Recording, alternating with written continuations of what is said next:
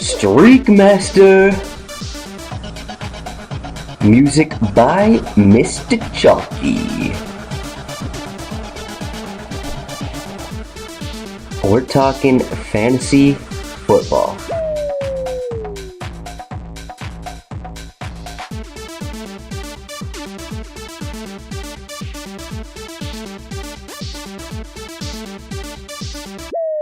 Again, if you have any questions, find us on Twitter at BullishSports1. Send us some tweets or email at, bullishsports@gmail.com.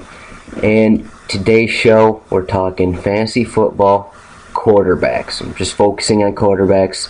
Over the next couple weeks, I'm going to be looking at running backs, wide receivers, tight ends, maybe defenses, and maybe something else involving fantasy football. Talking draft strategies and whatnot. Maybe even do a live draft on the show. But getting to quarterbacks, one thing I do with all positions is putting them into certain tiers. I've done this over the last, I don't know how many years, 4 or 5 years, and it's worked really well. You put certain guys in tier 1, certain guys in tier 2. So when you look at these tiers, it makes it a lot easier to draft. Let's say you put Peyton Manning, Drew Brees, and Aaron Rodgers in the first tier this year for quarterback. Let's say you're fine with going tier 1 quarterback in the first round, but that's it. So if those guys aren't available, you're not wasting time looking at any of the other quarterbacks. You're going straight to running back tier 2 or maybe wide receiver tier 1. You keep going from tier to tier, and it's a lot easier than having to deal with all these names. If you have your list out and all of a sudden you see tier 3 quarterback, then you have a certain number of guys that you can look at for this spot. Maybe that wasn't the explanation, but it makes things a lot easier.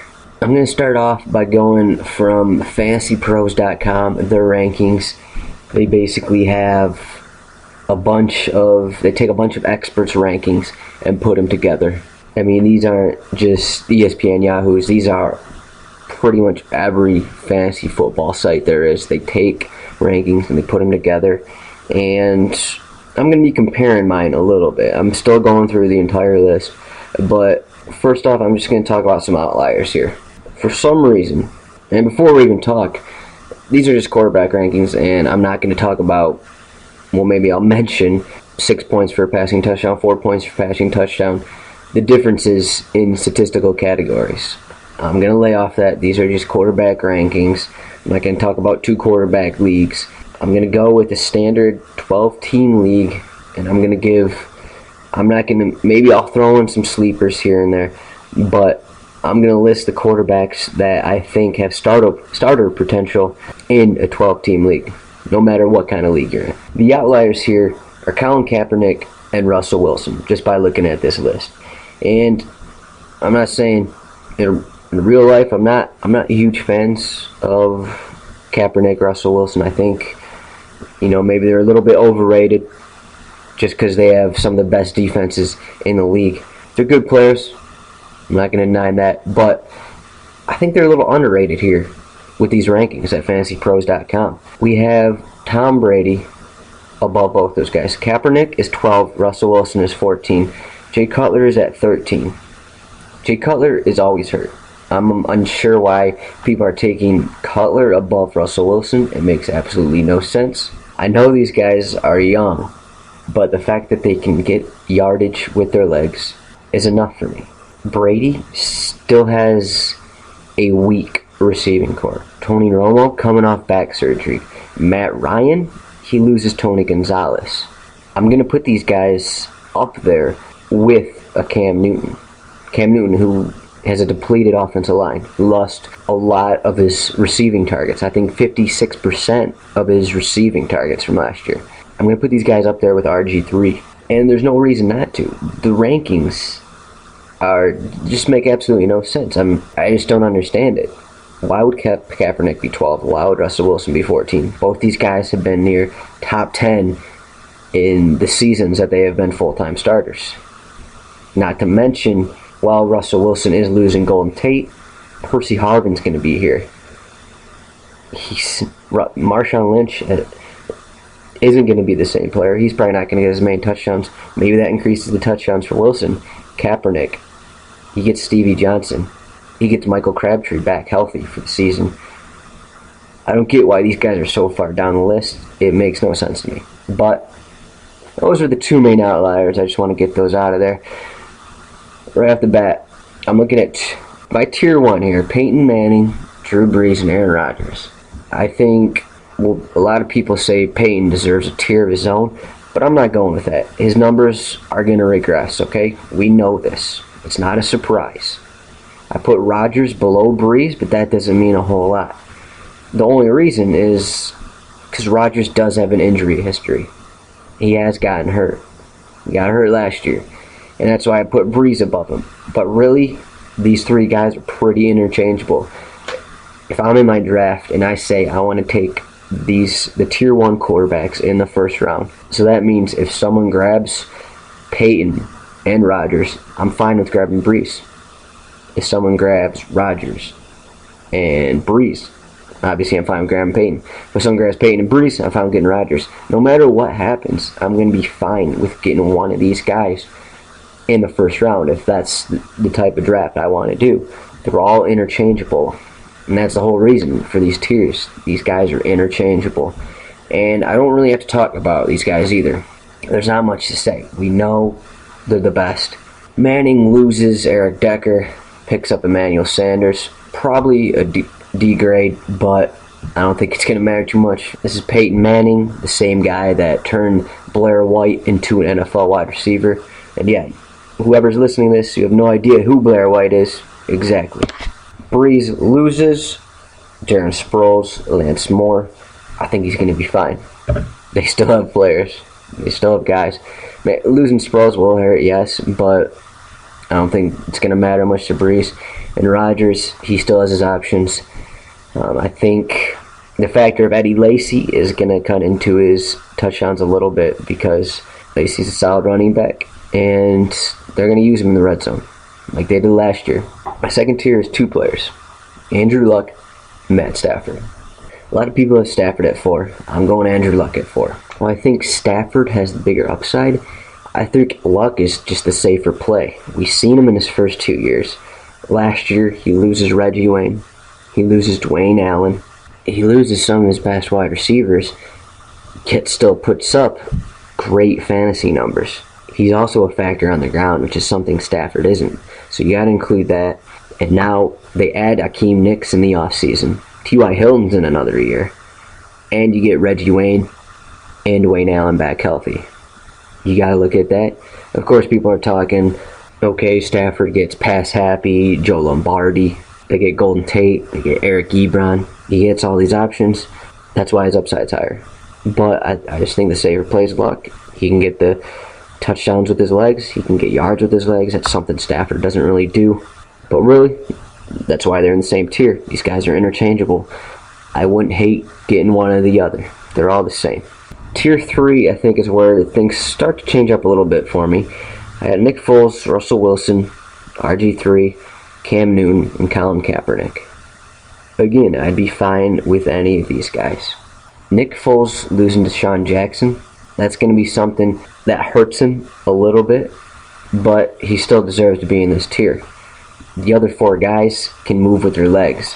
Foles did have 3 rushing touchdowns last year, but he's not the same kind of guy. I think everyone knows that. No one really considers Nick Foles to be, one of those running quarterbacks like the other guys in this tier. But Chip Kelly has said they want to run more plays than they did last year. That's only going to give more options to Foles. He gets Darren Sproles in the backfield. We've seen what he's done with Drew Brees. I think Foles is going to be fine. I think he's going to be a solid option. There's no reason, even with the loss of Deshaun Jackson, he's getting Jeremy Maclin back, so that's going to help.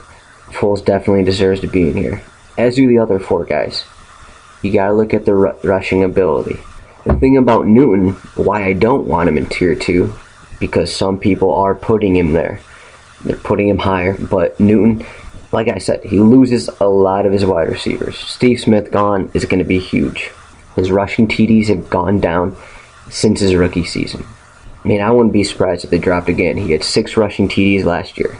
It's a wonder what he's going to be able to do with his new wide receivers.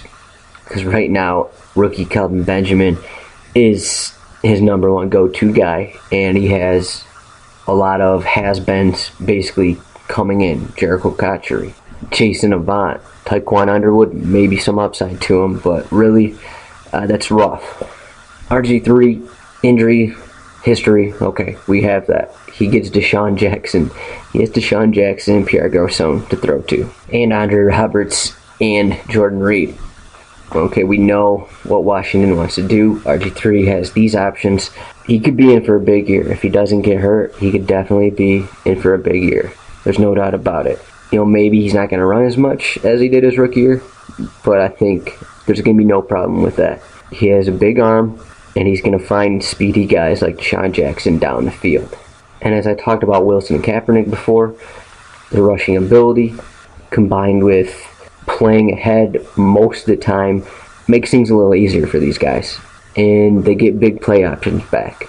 So I think there's no reason to really push those guys back a tier. My tier 4 is full of the veterans that don't make things happen on their legs. And that's pretty much all they are here. We got Tony Romo, Tom Brady, Phillip Rivers, Matt Ryan. I think Brady's stats will be right near where they were last year, maybe a little bit above. He doesn't really add anyone. They get Brandon LaFell, but I mean, how much is that going to help him out? Tony Romo coming off of back surgery. He's a guy that has upside for obvious reasons, but that back surgery, what is that going to do to him this year? He is a guy that can move to tier 3, even tier 2. But are you willing to put that much trust? Are you willing to draft him that early? A guy that's coming off back surgery. I'm not, so that's why he's down here with these guys. Phillip Rivers, he started off awesome last year, kind of evened out towards the end of the year, but again, he still has the same guys in there. Keenan Allen, Antonio Gates is getting older, but Ladarius Green's coming in. He still has the options. There's no reason why Rivers is going to fall off from where he was last year. And Matt Ryan, some people have him a little higher than this. Okay, that makes sense. 2 of the best wide receivers in the game. FantasyPros.com, they have Matt Ryan at number 9. I have him around the 12 range with these tier 4 guys. The thing is, he's losing Tony Gonzalez. I think that's definitely going to hurt him. Tony Gonzalez bailed him out many times, and he was a great red zone threat. I think that's going to hurt, and that's why he's fallen into this tier 4. Not to mention Roddy White. I don't know when the last time he was 100% healthy. Nope, definitely wasn't last year. I've already talked about 14 quarterbacks here. For some reason, if you're waiting extremely long to get a quarterback and the other people in your league decide to get 2 quarterbacks before you even get one, I made this tier 5 here. Andy Dalton, Jay Cutler, and Ben Roethlisberger.